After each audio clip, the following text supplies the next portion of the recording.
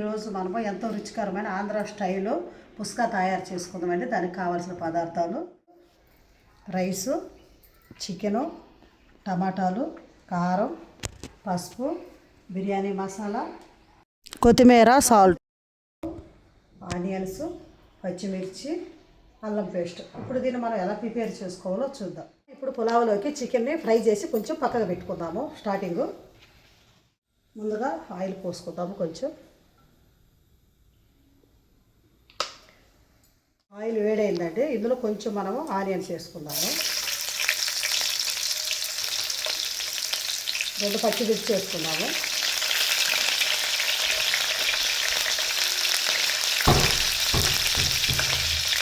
2-3 బిర్యానీ మసాలా కూడా వేసుకున్నాము.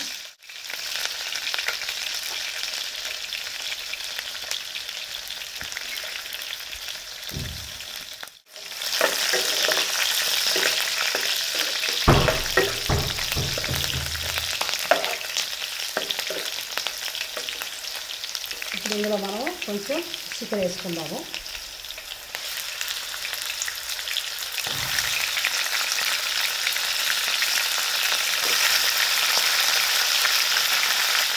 నేను అరకిలోకి తీసుకున్నానండి, కిలోన్నర బియ్యానికి.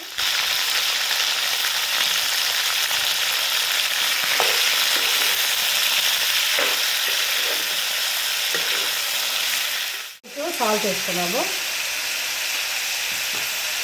మనం పుస్కాలోకి ముందుగా ఫ్రై చేసి పెట్టుకుంటే మనకి వాటర్లో అది మెత్తగైనప్పుడు మంచిగా ఉంటుందండి. కొంచెం పసుపు, దీన్ని మంచిగా ఇలా ఫ్రై చేసుకున్నాము. మనం పుస్కా చేసేటప్పుడు వాటర్లోనే వేసేస్తారండి. అట్లా వేస్తే రుచి ఉండదు. మనం ఇట్లా ఫ్రై చేసుకున్న తర్వాత మనం వాటర్లో వేస్తే మంచిగా ఉంటుంది. దీన్ని ఇట్లనే ఒక 5 నిమిషాల సేపు మగ్గనిద్దాం. 5 నిమిషాలు అయిందండి. ఇదే మంచిగా మగ్గింది. మనం దీన్ని తీసి ఇప్పుడు పక్కకు పెట్టేసి దీంట్లో నేను కారం అవన్నీ అయితే ఏం వేసుకోలేదు. దీన్ని ఇలా మగ్గిన తర్వాత దీన్ని పక్కకు పెట్టుకొని ఇప్పుడు మనం పుస్కాకి ప్రిపేర్ చేస్తాం. ఇప్పుడు మనం పుస్కాకి తాలింపు వేసుకుందామండి. ముందుగా ఆయిల్ పోసుకుందాము. ఆయిల్ వీట్ అవనిద్దాము. మనం ఇప్పుడు అయిందండి. ఇప్పుడు మనం దీంట్లో బిర్యానీ మసాలా వేసుకుందాము.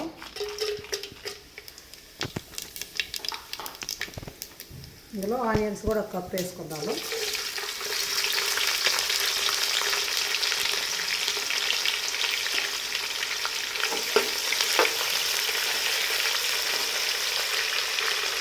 ఇందులో పచ్చిమిరపకాయలు కూడా వేసుకుంటామండి. పచ్చిమిరపకాయలు ఎక్కువ వేస్తే చాలా బాగుంటుంది.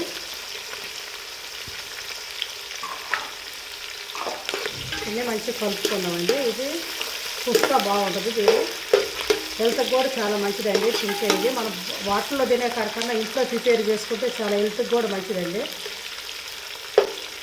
ఓటుగా ఇంట్లో చేసుకుంటే మంచిగా హెల్త్ కూడా బాగుంటుంది. ఇందులో కొంచెం కొత్తిమీర వేసుకున్నామండి.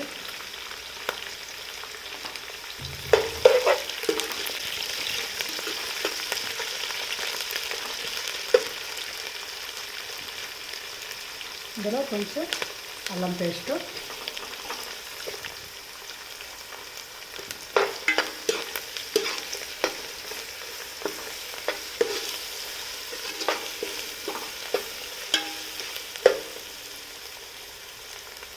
ఇందులో మనకి టమాటాలు పుస్కా కాబట్టి టమాటాలు ఎక్కువ పడతాయండి. టమాటాలు ఎక్కువ వేసుకుంటే బాగుంటుంది పుస్కాకి.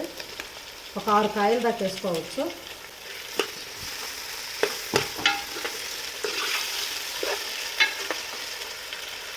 ఇందులో కొంచెం సాల్ట్ కూడా వేసుకుందాము.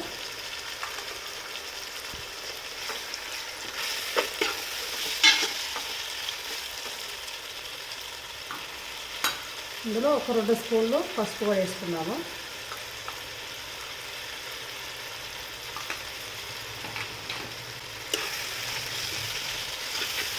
దీన్ని మంచిగా ఒక 5 నిమిషాల సేపు మంచిగా మనము మగ్గనిద్దాం. దీన్ని ఇప్పుడు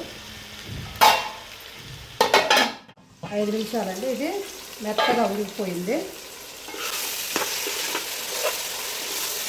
దీంట్లో మనము కారం వేసుకున్నాము. 1 స్పూన్ కారం సరిపోద్దండి. చిన్నపిల్లలు కూడా మనం కారం తక్కువ వేస్తే చిన్నపిల్లలు కూడా మంచి ఇష్టంగా తింటారు. ఇలా కలుపుకున్న తర్వాత ఇప్పుడు దీన్ని మనము సిమ్ములో పెట్టుకొని మనం రైస్ కొలత వేసుకుందామండి. కొలత ప్రకారం వేస్తే మనకు రైస్ కరెక్ట్గా వస్తుంది. ఇప్పుడు నేను దీంట్లో రైస్ వేస్తాను. మనం ముందుగానే మంచిగా కడిగి ఒక గంట సేపు నానబెట్టినానండి. ఇక్కడ పొడి పొడిలు ఆడుతున్నాయి. గంట సేపు మనం నానేస్తే మంచిగా అవుతుంది రైసు. ఇప్పుడు ఎన్ని గిన్నెలు అవుతాయండి? ఒక గిన్నెకి 2 గిన్నెలు వాటర్ పోయాలి మనము. ఒకటి పోసేసానండి.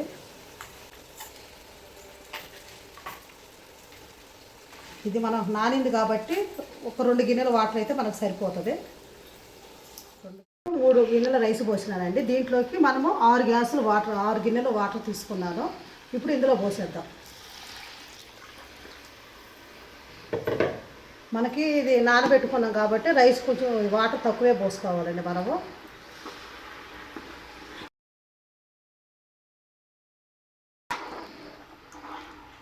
మనం ఇంటి దగ్గరే ప్రిపేర్ చేసుకుంటే మన హెల్త్కి కూడా చాలా మంచిదండి. మనం వాటికి వెళ్ళి తిని మన హెల్త్ ఖరాబ్ చేసుకోవద్దు. ఇట్లా చేసుకొని మనం ఇంట్లోనే ప్రిపేర్ చేసుకొని తింటే ఓపికగా మన హెల్త్ కూడా మంచిగా ఉంటుంది.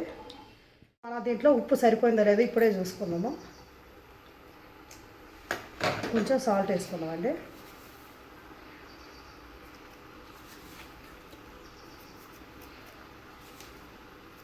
దీన్ని ఒక 10 నిమిషాల సేపు హై ఫ్లేమ్లో ఉడకనిద్దాం. ఒక 10 నిమిషాలు ఇట్లా అయిన తర్వాత ఇందులో మనము ముందుగానే ఫ్రై చేసి పెట్టుకున్న చికెన్ కూడా ఇందులో వేసేసుకుందామండి. అప్పుడు దీంట్లో మనకి పుస్కాలు కనీసం పచ్చివాసన ఏమి రాదు. అని ఇట్లా ఫ్రై చేసుకుంటే పుస్కా కూడా చాలా టేస్ట్గా ఉంటుంది.